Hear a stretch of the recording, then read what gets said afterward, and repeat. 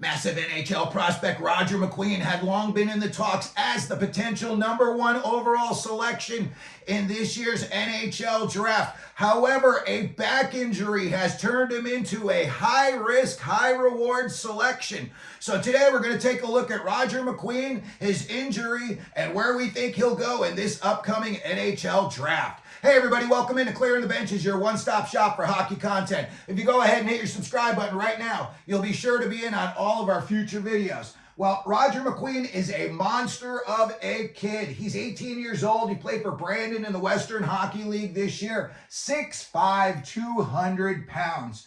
Unfortunately for him, he had an injury and he missed a huge chunk of the season with this back injury. The name of it is too long and difficult for me to pronounce, so I'm going to go with the layman's term. It is a pars stress fracture. And what that is, it is a vertebrae fracture in the lower spine. And unfortunately, it is caused to repetitive stress.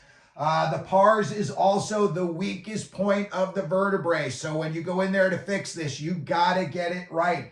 And unfortunately, the book on this type of injury is that it doesn't always heal. So for a guy who's about to start playing professional hockey, and your back is a huge part of that, and we've seen guys, Geno Malkin, with injuries to his back and slowed him down. Back in the day, Mario Lemieux had back injuries that slowed him down. So these can really be tricky situations. Now, however, let's look at McQueen when he was on the ice. After he came back from his injury, everyone said he looked like his old self. It took him a couple of games to get ramped up, but once he did, he was back on it. He had 20 points in just 17 games this season, along with 40 penalty minutes, so he was a busy boy. The book on him says he's a heavy hitter, epitome of a power forward. When healthy, they say around the net, he's nearly unstoppable, and he's tenacious. Again, this is a 6'5", 200-pound kid. He goes to 230 pounds. You don't know how hard it's going to be to move that kid away from the net. He creates space for himself so he can get off shots in tight areas. When you look at what some of the big name pundits are saying about him, Sam Cosentino says when he's healthy, he is no doubt a top 10 player in this draft. I even think when healthy, he would be in the top 3 talks. Adam Kimmelman says he's the most intriguing player in the draft and that he checks every box on every NHL coach and GM list. So when you look at a guy like that, you go down his resume, you see he's everything you want. It's just that black cloud of a question mark hanging over the kid's head. Mike Morial, who I respect big time, says this kid's got an extremely high motor. So for him to say that this kid must just be like the Energizer Bunny out there, despite his injury, he still ranks anywhere between 5 and 11 on most scouting boards. And when you look at the teams that are picking in there, again, if there's a team with multiple selections in the first round, maybe you take a flyer on this kid if you're drafting in the top 10.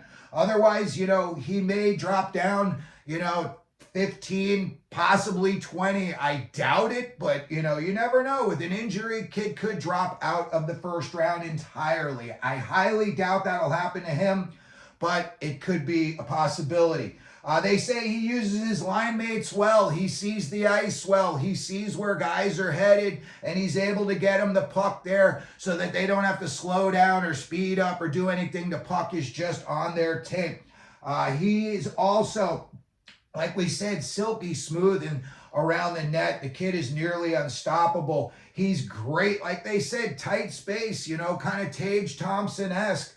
When you look at the NHL comps for this kid, lots of different names. Kirby Dach, Ryan Johansson, Geno Malkin. They're saying, if this kid were to be healthy and pan out, that's the type of player he is. A big, I don't want to say methodical, but yeah, methodical. When they get in their zone, they know exactly what to do, and they do it with success. He's got a similar game to another prospect in this draft, and that is Porter Martone, a kid I absolutely love. Another big kid. I think Martone's going to go in the top 3. I think some team is going to just look at his size and skill level, and it's just going to be too much for them. to pass on. The only concern of Roger McQueen, according to the scouts, is his skating. They say he's got to work on his skating. They say he's not like a Braden Point type of guy who can grab the puck in his zone and just take off, rocket, and drive the offense. Everyone else follows him, and the defense is like, whoa, what's happening right now? Kid loves to forecheck. Again, he's a puck hound. He's one of those kids that he really wants to see the puck on his stick. So, again, Roger McQueen was once talked about as the #1 overall selection, but now he's high risk, high reward. So let me know what you think about Roger McQueen. Put it down in the comments section. Let me know what teams you think would be interested in drafting him. I think the Anaheim Ducks would be perfect for him. They're drafting right around 10. Pat Verbeek's got a lot of young kids in that lineup, and if this kid can stay healthy, he would be a Pat Verbeek favorite. So I could see the Ducks being a team. So let me know, like I said, down in the comment section. If you could, please hit your subscribe button, hit the like button, and as we always do here at Clearing the Benches, let them know you're out there.